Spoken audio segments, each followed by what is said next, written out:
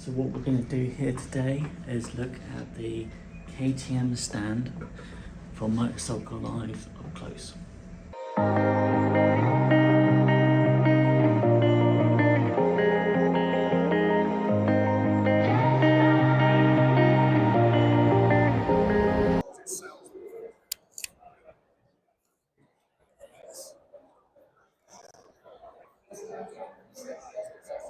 So this is the KTM Super Duke 3090 standard 188.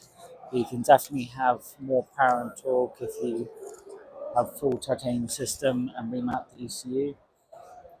The engine's the masterpiece. It's very big, very super naked. Although, oh god, it's tall. It's pretty tall.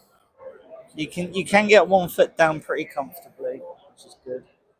Start switch gear feels good, and then you have things like cruise control for a super naked, and then different fuel maps, different power modes, that sort of stuff. Indicators, reset cruise control, Brembo, master cylinders, so very high performance. TFT display. TFT is a fairly good size and should be pretty clear. There's no wind protection with a super naked like this, so you are going to get a lot of buffeting. If buffeting is a problem for you, then why are you buying a naked bike? You don't buy a naked bike for wind protection, but it has a lot of presence. High performance forks, orange frame, single sided swing arm at the back, which looks good. And what a super naked.